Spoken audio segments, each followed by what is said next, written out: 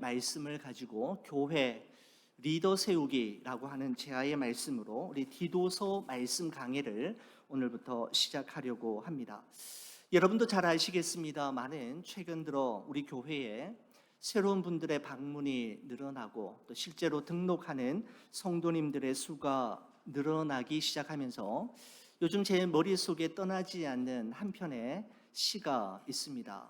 정현종 시인의 방문객이라고 하는 시입니다.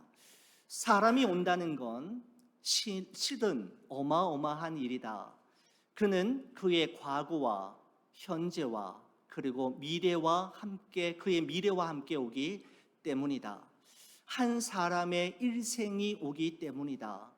부서지기 쉬운, 그래서 부서지기도 했을 그 마음이 오는 것이다 라고 하는 정현종 시인의 방문객이라고 하는 시가 있습니다. 시인은 지금 나에게 다가오는 누군가가 있다면 그 사람의 현재 모습이나 그 사람의 겉모습만 보지 말고 그 사람이 지금까지 걸어온 과거와 그 사람과 함께 걸어갈 미래를 함께 볼 수 있는 해안을 가진 사람이 될 것을 말씀하고 있습니다. 또한 그들도 우리처럼 부서지기 쉬운 마음, 지난날 예상치 못했던 사건과 사연으로 인해 슬픔과 아픔을 경험함으로 말미암아 산산이 부서졌을 마음과 함께 오는 것이기 때문에 섬세한 배려와 이해, 진심 어린 환대가 필요함을 시인은 우리에게 말하고 있는 것이죠. 여러분, 그렇습니다. 사람이 온다는 것, 그리고 새로운 사람을 만나는 것은 보통 일이 아니라 실은 어마어마한 일임에 분명합니다. 여러분, 이처럼 우리 교회에 크고 작은 변화가 우리 주변에서 있어지면서 요즘 저에게 화두가 되고 있는 두 단어가 있다면 이것입니다. 교회다움과 성도다움입니다. 여러분, 사실 교회가 이 땅 위에 세워진 이래로 목회가 쉬웠던 시절은 단 한순간도 없었습니다. 하지만 시대와 환경을 탓하지 않고 교회의 교회다움과 성도의 성도다움이 과연 무엇인지를 진지하게 고민하고 교회다움과 성도다움을 회복하고 유지하기 위해서 우리가 해야 할 일이 무엇인지를 질문하면서 하나님의 지혜와 도우심을 구하며 기도하는 것은 정말 중요하다라고 하는 생각이 들었습니다. 여러분, 이와 같은 시점에 하나님께서 만나게 하신 성경이 바로 디도서입니다. 여러분, 디도서의 말씀은 사도 바울이 그레데라고 하는 섬, 오늘날 크레타라고 하는 섬입니다. 그 크레타라고 하는 지중해 중앙에 위치한 섬에서 목회하고 있는 디도에게 사도 바울이 보낸 목회 서신입니다. 여러분, 사도 바울이 성경에서 믿음의 아들이라고 표현하고 있는 세 사람이 있는데 디모데와 디도 그리고 오네시모라고 하는 사람입니다. 여러분, 그 중에서도 디모데와 디도는 목회자입니다. 사도 바울은 디모데를 에베소에 보내고 디도를 그레데 섬에 남겨두어서 교회를 든든히 세우고 교회의 영적 리더를 세울 뿐만 아니라 성도들을 목양하게 하였습니다. 디모데 전서와 디모데 후서가 사도 바울이 에베소 교회에서 목회하는 디모데에게 보낸 목회 서신이라고 한다면 디도서는 그레데 섬에서 그레데 교회를 목회하고 있는 디도에게 보낸 목회 서신이 바로 디도서라고 할 수가 있는 것이죠. 저는 이 디도서의 말씀을 묵상하고 여러 가지 주석책과 자료들을 모으고 공부하면서 교회의 교회다움은 그리고 성도의 성도다움은 어떻게 회복하고 보존할 수 있는지에 대해서 조금씩 배워가고 있는 중입니다. 자, 여러분, 디도서는 오늘 본문 1절에 다음과 같은 말씀으로 시작이 됩니다. 자, 우리 1절 말씀 여러분 한번 보시겠습니까? 하나님의 종이요 예수 그리스도의 사도인 나 바울이라고 표현하고 있습니다. 여러분, 사도 바울은 자기 자신을 소개하면서 두 가지 방식으로 자기 자신을 소개하고 있습니다. 첫 번째는 하나님의 종으로, 두 번째는 예수 그리스도의 사도로 소개하고 있는데, 사도 바울은 먼저 자기 자신을 이렇게 표현하죠. 하나님의 종이라고 표현하고 있습니다. 여러분, 종이라고 하는 단어는 헬라어로 둘로스라고 하는 단어를 쓰고 있는데, 표현 그대로 번역을 한다면 노예라고 하는 의미입니다. 철저히 주인에게 매여 있는 존재를 의미하고, 주인의 뜻과 명령에 자신의 생각과 입장을 밝히지 않고 온전히 복종해야만 존재할 수 있는 존재가 바로 노예, 종인 것이죠. 여러분, 또한 사도 바울은 자기 자신을 예수 그리스도의 사도라고 표현하고 있는데, 여러분, 사도라고 하는 단어의 헬라어가 아포스톨로스라고 하는 뜻입니다. 보내심을 받은 자라고 하는 의미이죠. 사도 바울은 자기 자신을 소개하면서 자신은 예수 그리스도의 사도이다라고 이야기했는데, 이 말은 바로 예수 그리스도로부터 보내심을 받은 자라고 하는 의미를 가지고 있습니다. 여러분, 사도 바울은 자기 자신을 하나님의 종 그리고 예수 그리스도의 사도라고 소개하면서 영적인 자부심과 긍지를 가지고 있음을 우리는 엿볼 수가 있습니다. 여러분, 그렇습니다. 사람은 자기 자신을 어떤 사람으로 생각하고 있는지, 그리고 자기 자신을 다른 사람에게 어떻게 소개하고 있는지를 들어보면 그 사람이 정말 소중하게 여기는 것이 무엇인지, 가치 있게 생각하는 것이 무엇인지를 알 수가 있죠. 여러분, 그런데 사도 바울은 다른 어떤 단어가 아닌 하나님과 예수 그리스도라고 하는 두 분을 언급하면서 나의 나됨은 하나님과 예수 그리스도가 없이는 도무지 설명되어질 수 없음을 우리에게 말씀하고 있는 것이죠. 사랑하는 우리 교회 여러분, 여러분은 여러분 자신을 어떻게 생각하고 어떻게 정의 내리며 여러분은 여러분 자신을 어떤 사람이라고 생각하시는지요? 우리의 됨은 우리가 하고 있는 일이나 우리가 가지고 있는 것, 다른 사람들의 평가에 의해 결정되는 것이 아니라 하나님과 예수 그리스도와의 관계에서 결정되어진다라는 사실을 우리는 꼭 기억할 필요가 있습니다. 여러분, 그렇다면 이처럼 하나님의 종으로 예수 그리스도의 사도로 부르심을 받은 사도 바울에게 주어진 역할과 임무는 과연 무엇이었을까요? 왜 하나님과 예수 그리스도께서는 사도 바울을 종과 사도로 부르셨던 걸까요?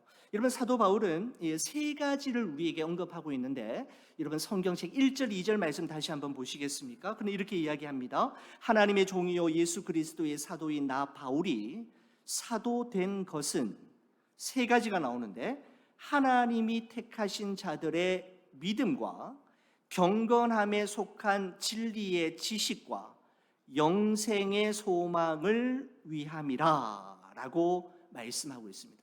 자신이 왜 부르심을 받았는지, 하나님과 예수 그리스도께서 자기에게 맡겨주신 책임과 임무가 무엇인지를 세 가지로 이야기하고 있는데, 첫 번째는 이것이죠. 하나님께서 택하신 자들의 믿음을 위해서 사도로 부르심을 받았다라고 이야기합니다. 여러분, 이것은 믿음이 없는 자들에게는 믿음을 갖도록 하기 위해서, 그리고 믿음이 있는 자들에게는 더욱 장성한 분량의 믿음으로 양육하도록 하기 위해서 하나님이 자신을 종으로, 사도로 부르셨다라고 이해하고 있었던 것입니다. 사도 바울에게 주어진 책임과 역할 두 번째는 이것입니다. 성도들로 하여금 경건함에 속한 진리의 지식을 갖도록 하기 위해 자기는 부르심을 받았고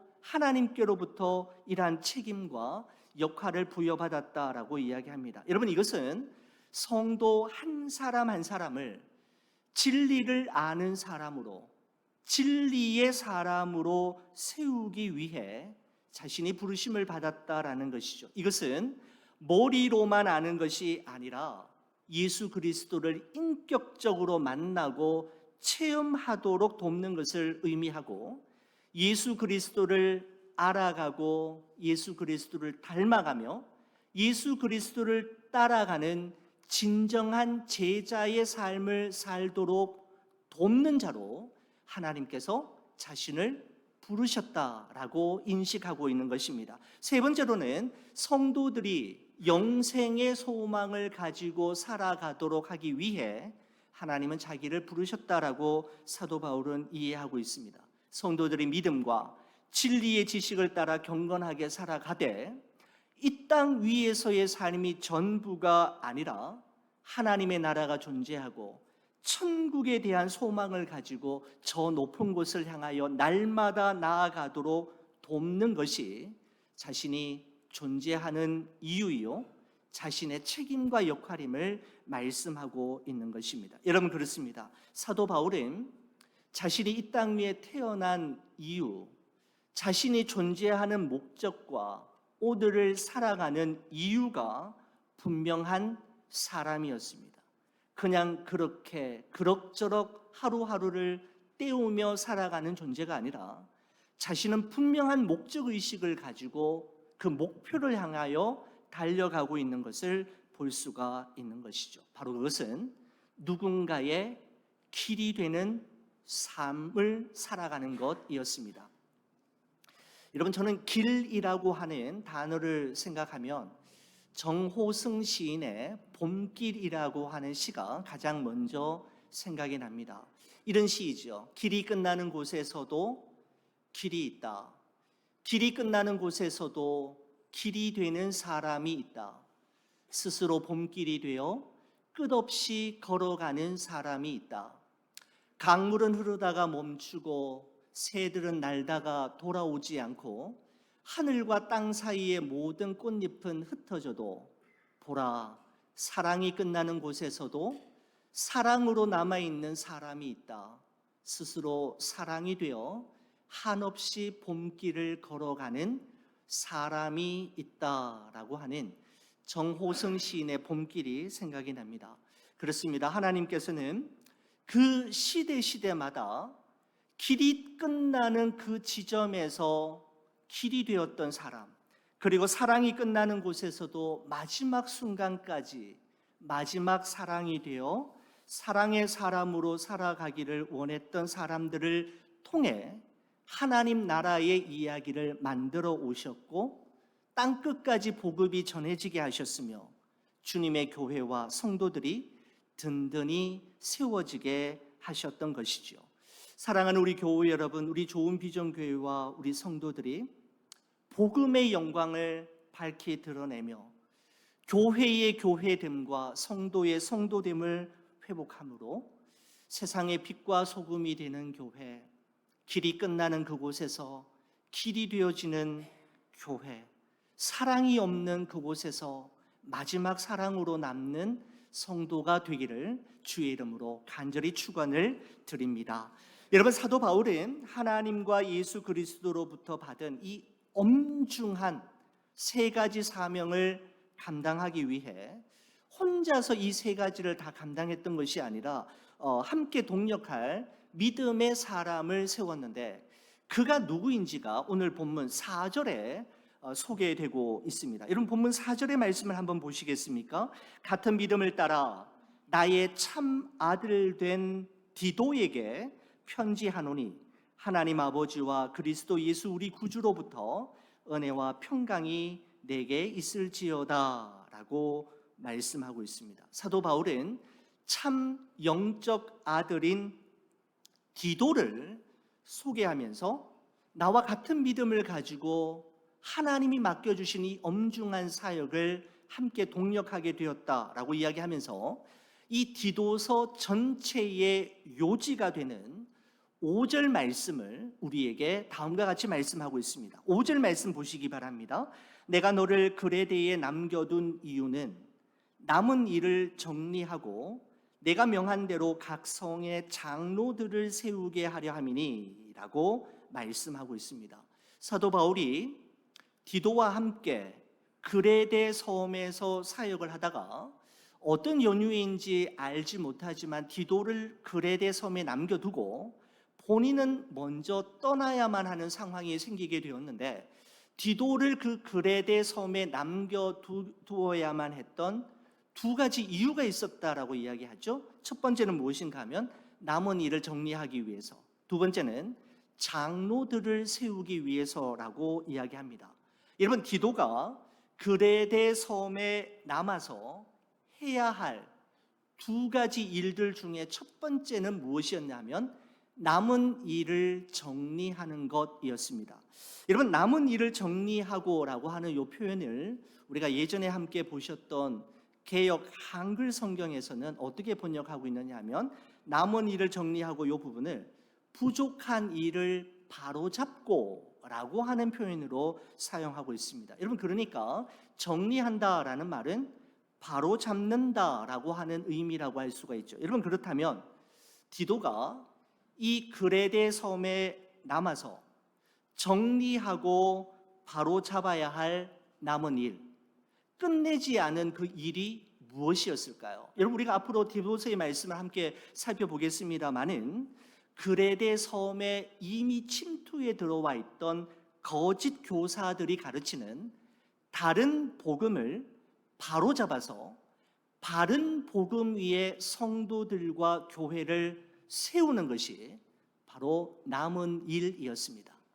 다른 복음을 전하는 거짓 교사로부터 바른 복음을 전함으로 성도와 교회를 진리 위에 세우는 그 일을 위해 그레데 섬에 디도가 남겨지게 되었다라는 것이죠. 여러분, 이 지점에 대해서는 우리가 앞으로 디도서의 말씀을 계속 나누면서 좀 더 구체적으로 살펴보도록 하겠습니다. 여러분, 디도가 그레데 섬에서 남아 해야 할 두 번째 일은 무엇이었냐면 장로들을 세우는 것이었습니다. 여러분, 오늘 5절 말씀에 나오는 장로, 엘더라고 하는 이 단어를 7절에서는 감독, overseer이라고 하는 단어로 사용하고 있습니다. 동일한 의미입니다. 여러분, 장로, 감독이라고 하는 이 단어는 오늘날 목사와 장로 모두를 의미하는 단어라고 이해하시면 되겠습니다. 여러분, 장로, 엘더라고 하는 말은 교회의 어른을 이야기하는 것입니다. 여러분, 교회의 어른을 이야기하는데 이것은 단순히 나이가 많거나 한 교회에 오랫동안 다닌 분을 의미하기보다는 어느 누가 보아도 고개가 끄덕여지는 사람, 온 성도들에게 존경과 인정을 받을 만한 성품과 영성을 갖춘 사람을 바로 어른, 교회의 어른, 장로라고 하는 의미로 표현할 수 있는 것이죠. 여러분, 그렇습니다. 세월이 흐르면 누구나 노인이 될 수 있지만 모두 다 어른이 되는 것은 아닙니다. 어른은 나이와 상관이 없습니다. 비록 나이가 어려도 어른이 있는가 하면 나이가 많아도 어린 아이와 같은 분이 우리 주위에서는 얼마든지 있기 때문입니다. 노인은 누구나 될 수 있지만 어른은 아무나 될 수 없는 것이죠. 여러분, 요즘은 어떤지 모르겠습니다만은 저도 한국에서 떠나온 지 꽤 오랜 시간이 지나서 한국에서 부교육자로 사역할 때만 해도 장로님과 권사님이 되려고 하는 의지가 교회마다 사람들에게 얼마나 강했던지, 장로 선거, 권사 선거에서 떨어지면 상처를 받아서 교회를 옮기는 그런 일들이 일어나더라고요. 저는 어린 시절에 비교적 나이가 어릴 때 전도사, 강도사 사역, 또 부목사 사역을 하면서 여러분, 그 직분자 선거가 끝나고 나면 교회가 난리 나는 경우들이 참 많이 있었습니다. 담임 목사님과 시무 장로님들이 그 선거에서 떨어진 장로님 후보와 권사님 후보들에게 전화해서 그분들의 마음을 위로하고 교회 떠난다고 할 때 그들을 다시 교회로 되돌아오도록 하기 위해서 애쓰시는 정신이 없으신 모습들을 보면서 이게 도대체 뭐 하는 것인가라고 하는 생각이 들었던 경험이 있었습니다. 장로, 권사라고 하는 직분을 그야말로 명예직으로 생각하고 있기 때문이죠. 여러분, 하지만 종교 개혁 당시에 개신교의 목사와 장로가 된다라고 하는 것은 사망 증명서를 수여받는 것과 같은 의미였습니다. 여러분, 실질적으로 종교 개혁사의 어느 기록에 보면 목사를 안수할 때, 장로를 안수할 때 안수위원이 그들의 귓가에 다음과 같은 말을 들려주었다고 하죠. 너희는 이미 죽었고 반드시 죽을 것이다. 왜냐하면 너희들이 받는 이 직분 때문에 라는 말을 안수받으시는 분들에게 했다는 것이죠. 이 직분을 감당하기 위해서는 죽을 각오가 없으면 감당해낼 수 없음을 말씀하고 있는 것입니다. 이 직분 때문에 목사 안수를 받고 장로 안수를 받는, 그러므로 장로가 되고 목사가 되는 이것 때문에 너는 이미 죽었고 반드시 죽게 될 것임을 선포하는, 여러분, 이런 장면들을, 이런 기록들을 보면서 정말 하나님 앞에 부끄럽고 믿음의 선배들의 그 삶이 얼마나 고귀했는지를 깨닫게 됩니다. 여러분, 교회의 지도자 한 사람 세우는 것이 얼마나 중요한지를 오랜 목회 경험을 통해 어느 누구보다도 잘 알고 있었던 사도 바울은 아무나 세울 것이 아니라 장로, 즉 교회의 리더들이 반드시 갖추어야 할 자질과 자격 요건을 오늘 이 본문의 6절에서 9절까지의 말씀을 통해서 기록하고 있는데, 여러분 한번 보시겠습니까? 다시 한번 성경책 한번 보시겠습니까? 어떻게 기록하고 있는지 저와 함께 같이 한번 읽었으면 합니다. 우리 한 절씩 교독을 다시 한번 하겠습니다. 1장 6절 제가 한번 보겠습니다. 책망할 것이 없고 한 아내의 남편이며 방탕하다는 비난을 받거나 불순종하는 일이 없는 믿는 자녀를 둔 자라야 할지라. 감독은 하나님의 청지기로서 책망할 것이 없고 제 고집대로 하지 아니하며 급히 분내지 아니하며 술을 즐기지 아니하며 다하지 아니하며 더러운 이득을 탐하지 아니하며 오직 나그네를 대접하며 선행을 좋아하며 신중하며 의로우며 거룩하며 절제하며 믿분 말씀의 가르침을 그대로 지켜야 하리니 이는 능히 바른 교훈으로 권면하고 거슬러 말하는 자들을 책망하게 하려 함이라. 아멘.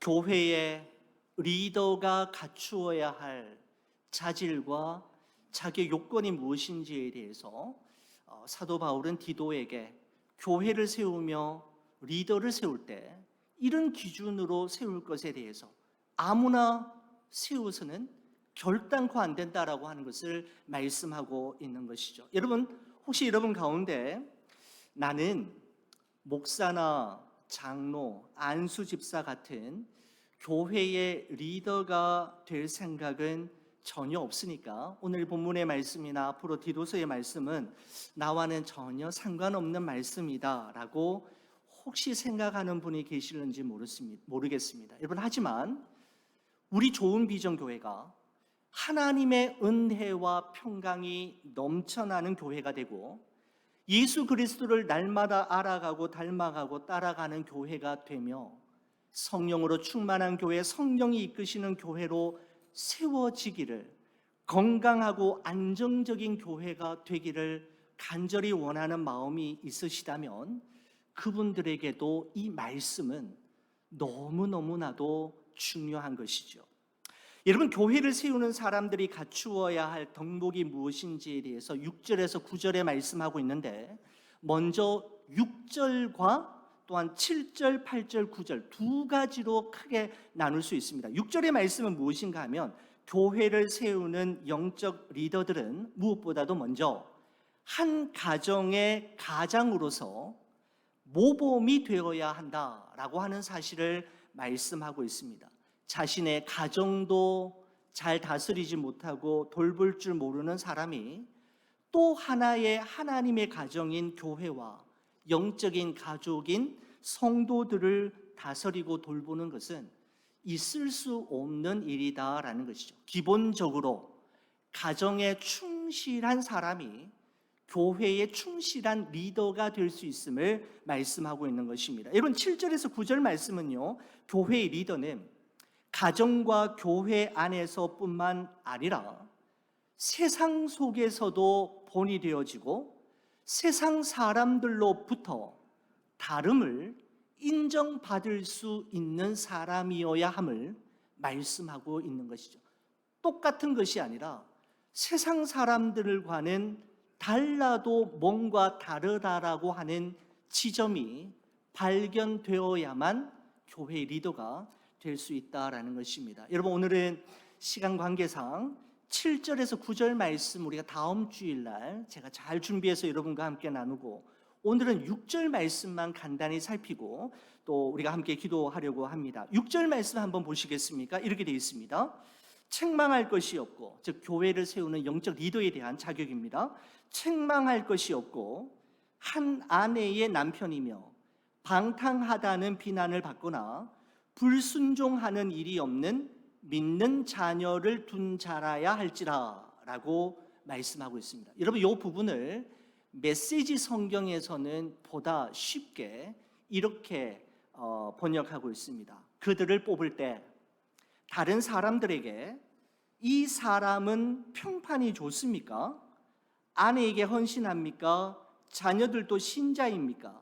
자녀들은 그를 존경하고 말씀을 피우지는 않습니까? 하고 물어보십시오 라고 번역하고 있는데, 더 마음에 확 와닿는 것 같습니다. 다른 사람의 평판을 중요하게 잣대로 삼아야 한다라고 이야기하고 있는 것이죠. 여러분, 거기 보시면 책망할 것이 없고 라고 했잖아요. 여러분, 이 표현이 7절 말씀에도 동일하게 나옵니다. 여러분, 감독은 하나님의 청지기로서 책망할 것이 없고 라고 되어 있습니다. 여러분, 교회 리더는 어떤 사람이 되어야 하는가? 단도직입적으로 말씀드리면 책망받을 만한 행동과 언행을 하지 않는 사람을 말씀하고 있는 것입니다.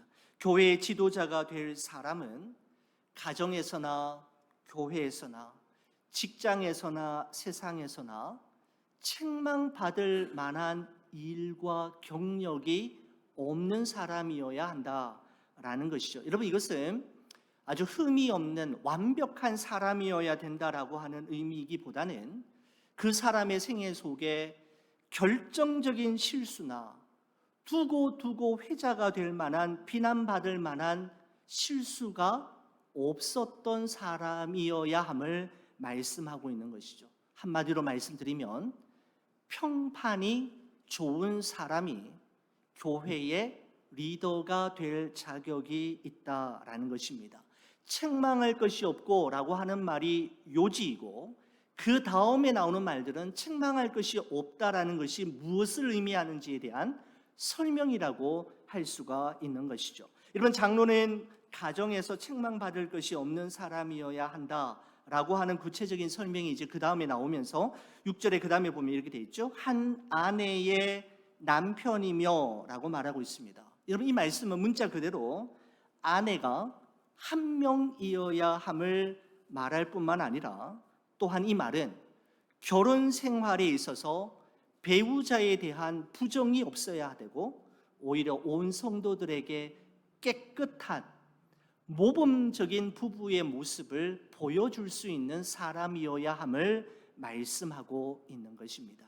한 아내의 남편이 되고, 그 다음에는 자녀들에 대해서 말씀하는데 이렇게 돼 있죠. 방탕하다는 비난을 받거나 불순종하는 일이 없는 믿는 자녀를 둔 자라야 할지라 라고 말씀하고 있습니다. 이 말은 하나님의 말씀에 대한 권위와 아버지의 권위에 순종할 줄 아는 자녀, 기독교적인 믿음과 신앙이 있는 자녀를 둔 사람의 아버지가 교회의 리더가 될 자격이 있다라는 것이죠. 여러분, 정리하면 이렇게 정리할 수 있을 것 같아요. 교회의 리더가 될 사람은 가장 가까운 사람인 아내에게 인정받지 못하는 남편이라면, 자녀들에게 존경받지 못하는 아버지라면 교회의 지도자가 될 수 없고 되어서는 안 된다라고 하는 것을 말씀하고 있는 것이죠. 디모데전서 3장 5절에 보면 이런 말씀이 있습니다. 사람이 자기 집을 다스릴 줄 알지 못하면 어찌 하나님의 교회를 돌보리요 라고 말씀하고 있습니다. 가정이 안정되지 않고서는 교회를 제대로 섬길 수 없고, 가장 가까운 사람인 아내에게 인정받지 못하고 가장 가까운 자녀들에게 존경받지 못하는 아버지라면 교회에 리더로 세우는 것을 유보하라라고 말씀하고 있는 것입니다. 여러분, 저는 이 목사와 장로의 가정을 생각할 때 그 교회에 성도들의 특별한 배려와 관심이 필요하다라는 생각까지 들었습니다. 여러분, 사실 제가 이 말씀은 드릴까 말까라고 망설이기도 했던 부분이기도 합니다. 훌륭한 목사, 훌륭한 장로님이 배출되기 위해서는 그 교회와 그 교회의 구성원인 성도 또한 훌륭한 교회, 훌륭한 성도가 되어야 한다라는 것이죠. 여러분, 세상에는 세 종류의 사람이 있다고 합니다. 남자와 여자, 그리고 사모가 있다고 합니다. 여러분, 이런 말 혹시 들어보신 적이 있습니까? 남자와 여자, 그리고 사모가 있습니다. 왜 사모를 또 다른 한 부류의 사람이라고 넣었던 걸까요? 여러분, 사모는 그런 것 같습니다. 여러분, 여기서 사모는 목회자의 사모일 뿐만 아니라 우리 장로님들의 부인, 권사님들까지 포함되는 의미입니다. 여러분, 원래 장로라고 하는 이 단어 속에는 오늘날의 장로님뿐만 아니라 목사와 장로님까지 다 포함된 그런 의미니까요. 여러분, 사모는 언제나 자기 자신의 모습으로 살지 못합니다. 성도들이 원하고 기대하는 대로 행동하고 들어주고 맞추어야 하는 위치에 있는 사람이 사모입니다. 늘 실수하지 않을까, 남편의 목회와 사역에 누가 되지 않을까 노심초사하며 항상 긴장하며 살아가는 존재가 사모입니다. 여러분, 그래서 사모님들 가운데 여러분 아시죠? 우울증과 정신질환을 앓고 계시는 분이 너무나도 많으십니다. 여러분, 건강한 목회자의 배후에 건강한 사모님이 계셔야 하고, 건강한 장로님의 배후에 건강한 권사님이 계셔야 그 교회는 건강한 교회가 될 수 있다라는 것이죠.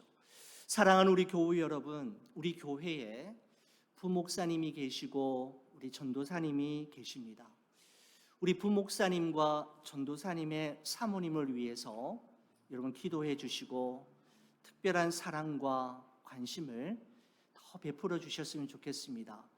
저와 제 처는 이미 과하게 사랑을 받고 있습니다. 괜찮습니다. 이제 사각지대에 있는, 변두리에 있는, 교회에 오면 어디에 있어야 할지, 어디에서 식사해야 될지 갈등하며 고민하는 사모님과 아이들을 챙겨주실 때 교회는 건강하게 세워질 수 있는 것이죠. 이런 목회자와 장로의 자녀들이 빗나가는 경우를 여러분 우리는 어렵지 않게 볼 수 있습니다. 아버지가 목사요, 장로라는 이유로 자녀들까지도 특별한 수준의 삶을 기대하거나 요구하고 강요하는 교회가 실제로 있다라는 것을 저는 잘 알고 있습니다. 제가 어릴 때 제가 목회했던이 아니라 어릴 때 신앙생활했던 참 훌륭하게 목회를 잘 하시는 목사님의 아들이 제 동기였습니다. 그 친구가 너무너무 힘든 삶을 살아가는 것을 지금까지도 그렇습니다. 여러분, 지금까지도 그렇습니다. 저는 옆에서 보아왔습니다. 목사 아들이 왜 그래? 장로 딸이 왜 그 모양이야? 라고 하는 소리에 제 친구가 견딜 수가 없어서 우울증에 시달리며 정말 힘든 삶을 살았던 것을 최근까지도 들었던 것을 제가 기억합니다. 그 목사님이 교회는 건강하게 목회를 했는데 내 가정은 살피지 못했노라고 뜨거운 눈물을 제 앞에서 흘리시던 것을 저는 기억하고 있습니다. 제가 이제 유학을 간다고 해서 목사님께 마지막 찾아뵙고 기도 부탁드렸을 때 목사님이 저를 되게 이렇게 아껴하시면서 자기 아들 이야기를 하시더라고요. 여러분, 그렇습니다. 건강한 목회자는 그 배후에 건강한 자녀들이 있을 때에 가능합니다. 여러분, 이런 관점에서 볼 때 교회의 좋은 리더는 어느 날 갑자기 나타나거나 하늘에서 뚝 떨어지는 것이 아니라 본인 자신의 뼈를 깎는 노력과 경건에 이르는 훈련과 함께 그가 속한 공동체에 의해 빚어지고 만들어지게 되는 것이죠.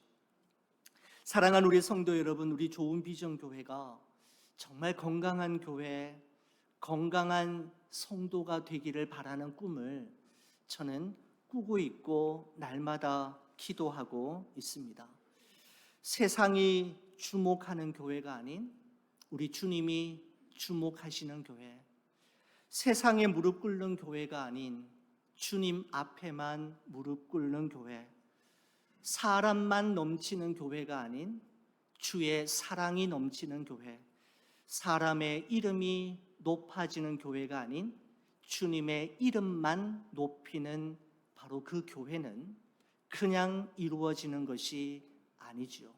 목회자와 장로님들과 교회 리더들과 온 성도들이 한 마음 한 뜻이 되어 날마다 주께 기도하고 그런 교회 세워나가기를 꿈꾸는 동일한 마음과 비전을 가지고 함께할 때 가능하게 되는 것입니다. 사랑하는 우리 교회 여러분, 우리 좋은 비전 교회가 이 땅 위에 많고 많은 교회 가운데 또 하나의 교회, 그저 그런 교회가 아닌 우리 주님이 주목하시고 우리 주님이 기뻐서 어쩔 줄 몰라 하시는 바로 그 교회로 세워나가는 일에 여러분과 저의 삶이 쓰임받기를 주의 이름으로 간절히 축원을 드립니다. 기도하